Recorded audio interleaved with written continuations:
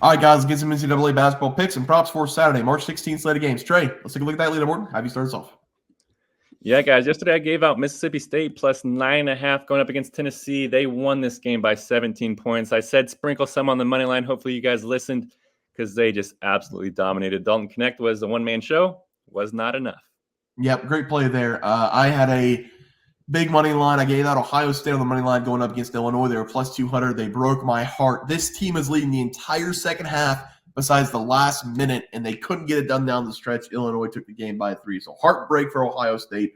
0-1 day for me. Hopefully some of you guys took the spread, had a 500 day there. Trey, let's go with the player props. Have you start us off? Yeah, and I went 0-1 here. It was tough. I gave out Josh Hubbard over 19.5 points versus Tennessee. He only scored 18. We were one bucket away from cashing, which hurts, but that's life. Yep, and I had an 0-1 day here as well. Blake Hinson over 15.5 points. Somebody commented what happened to Blake. He was sitting in the corner for most of this game. We saw a couple cuts out of him against North Carolina, but North Carolina was content letting Pittsburgh beat them with the 4 other guys on the court. Blake Hinson, he was forcing up shots in the second half, some really bad shots. So he did have like double-digit shots, but he only made 2 shots on the game. So not a good performance from Blake Hinson there. Trey, let's go to the group play. More bad news. Northwestern, who was winning by 10 points, found a way to lose this game by double digits, I believe, against Wisconsin. Northwestern down the stretch couldn't make a shot. Langborg got in foul trouble, didn't see much action in the second half. Boo Boo, he did a lot. He did everything he could. But Wisconsin from deep has found something in this tournament. They take the game against Northwestern. We lose the plus 3.5 cover there. Let's go to the group play for tomorrow. The iconic UConn Husky is back. Marquette going up against the Huskies. UConn's minus 7.5. Over-under's 142. I'm taking UConn minus 7.5. I'm tired of losing money taking the other side against UConn. I know St. John's covered yesterday for you at plus 9.5, but this UConn team is so good. No Tyler Collect for Marquette. Providence almost made a comeback against Marquette. They're going to be tired. They played late. UConn can dominate this game. Give me UConn minus 7.5. I think this game's over in the first half. What do you like? They're at 9.5 now. Does that change it? No, that just makes me more confident, honestly. Yeah, I agree. I'm going to go with UConn here, minus 9.5. They're going to win this game by double digits. Tyler Kolek being out is absolutely massive for this Marquette team. I'm hoping that he can come back for the March Madness tournament because they need him desperately. But Marquette, they've been getting by, but they've had a little bit easier matchups against Villanova and Providence. Now they're running into a buzzsaw in UConn, and I don't think it's going to be enough. We look at the head-to-head between these two teams this season. UConn, they won both games. They won even at Marquette by 7 points. This is a neutral site game. They're going to get that to double digits. Give me UConn here, minus 9.5. I agree. All right, we'll sweep the UConn. Got to win by 10. Let's go to our plays for tomorrow. Have you start us off? Yeah, guys, I'm excited to talk about my play. It's going to be a conference final. Whichever team wins this game is going to make it to the tournament. It's going to be UTEP versus Western Kentucky, the Conference USA Championship game. And neither of these two teams are the top 2 seeds in this tournament. UTEP, they beat Sam Houston State and Liberty to get to this point, winning those games by an average score of 65-60. So only winning by an average of 5 points. Western Kentucky, they beat New Mexico State and Middle Tennessee State to get to the championship. They whooped both teams by an average score of 87-61. So they won by an average of 16 points per game. And these two teams, they already played twice this year, and they did split the home games. So these two teams, they know each other very well coming into this one. But I'm going to take the team that's just whooping teams in the conference tournament. Give me Western Kentucky. It was at minus 3.5 yesterday whenever I was researching. Down to minus 2.5 makes me love it even more. The reason why I love Western Kentucky is because their offense, they love to push the pace. In fact, they are the number 1 team in the country in adjusted tempo, according to KenPom. So they can pour on the points very quickly. Meanwhile, this UTEP team, they are a strictly defensive team. They are the 58th worst offense, according to KenPom. So if the Miners can start off slow, this game's going to be over before it starts. And I believe that there's a great chance Western Kentucky wins this game by double digits. That is because they are a very balanced team in terms of field goal percentage.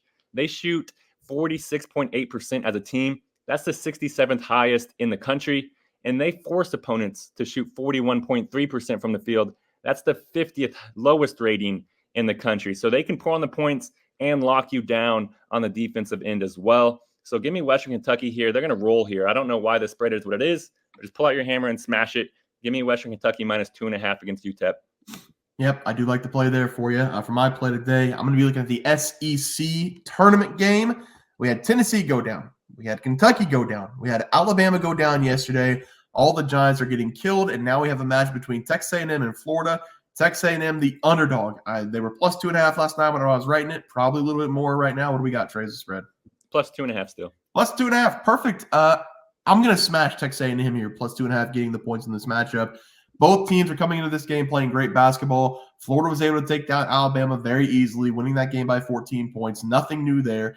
Texas A&M coming off of that easy win as well against Kentucky. They won by 10 points. They dropped 97 on Kentucky. Said, I've got to take Texas A&M here. They're red hot. They've won 5 consecutive games. They've covered the spread in 5 consecutive games as well. And while Florida does have 3 wins over the last 5, they have not been great covering the spread unless they're playing Alabama. Texas A&M this season has the only win in the only game that these teams met this year. That was at home for Texas A&M, and they have the ability to play in these low-scoring games, if it is a low-scoring game, because they do have a great defense. Whenever they're going up against horrible defenses themselves, they can score points. We saw that against Kentucky yesterday. They allowed 87 points, but they are very efficient on the other side of the ball. They scored 97 themselves. In the first game against Florida, it was 67-66 in favor of Texas A&M. Last year, they had a game against Florida where it was 83-80 in favor of Texas A&M. So they can do it both ways. They have dominated Florida in this series, winning 5 consecutive games against the Gators. Buzz Williams has his boys buzzing at the right time. Give me Texas A&M here with the points as the play. Trey, let's go to the props. How do you start us off? Yeah, guys, I'm going to be attacking maybe the best player in college basketball. Give me Zach Edey to go over 38.5 PRAs versus Wisconsin. I really love this over for Edey in this game. That's because he wants to make it to the Big Ten championship, and he's going to want to dominate and leave his mark and make sure that his team gets there. He's a senior. I don't know if he's going to be a power senior next year and come back for his 5th year. But if he doesn't, this is going to be one of his last times playing in the Big Ten tournament. So I feel like he's going to want to show up. And that's exactly what he did in last year's Big Ten semifinal game, because he finished that game last year with 32 points, 14 rebounds, and 3 assists, powering his team to make it to the championship, which comes out to 49 PRAs, which is way over this number. And whenever we look at see how he has played in the conference tournament so far, he's only played 1 game against Michigan State. And it gives me a lot of confidence because he dominated the Spartans, finishing that game with 45 PRAs. And whenever we look at how he played against Wisconsin this year, he actually played against them last week, and he finished that game 42 PRAs. I fully expect Edey to get 30 points, 10 rebounds at the very least. It's going to be an easy cash. This guy wants to prove he's the most dominant player in college basketball. They don't want to get upset in March Madness, so Purdue wants to make sure that they're heading into that with some momentum, and they're going to play through Zach Edey. So give me Zach Edey to go over his 38.5 PRAs versus Wisconsin. Yeah, Trey, I like that one there. For my player prop today, I'm going to take a guy from Belarus, Vlad Goldin, to go under his total points going up against Temple. For the sake of me talking like that, I'm just going to say Vlad from now on.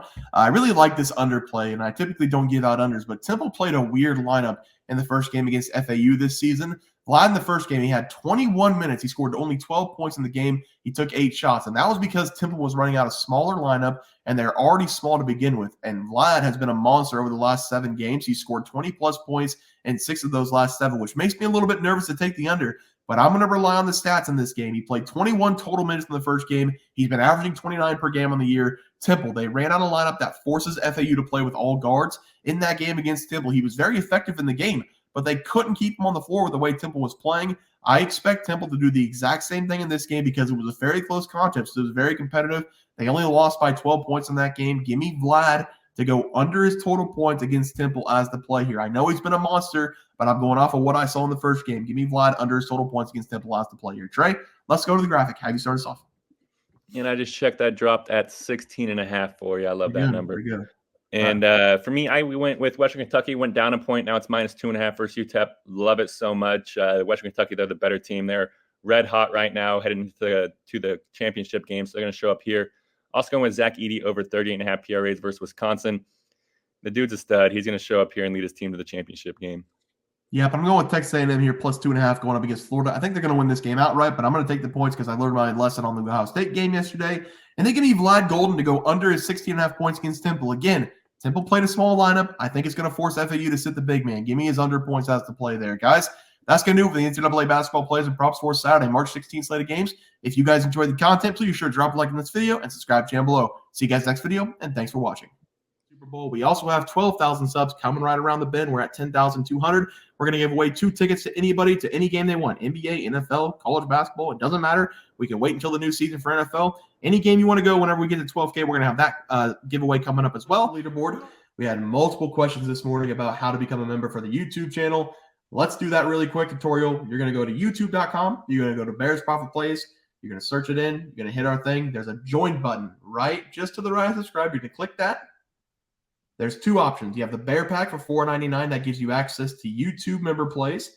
And then you have the Bear Pack Gold for $7.99 a month. That gives you access to our member plays on YouTube, and it gives you a 1-month membership to our website, bearsprofitplays.com. So if you get the Bear Pack Gold, you save yourself $2 a month, a little bit cheaper if you want to do that. But that is the tutorial for anybody that needed it. We had multiple questions today through email about how to do it, and it wasn't working. But if you want to know, there it is right there. Trey,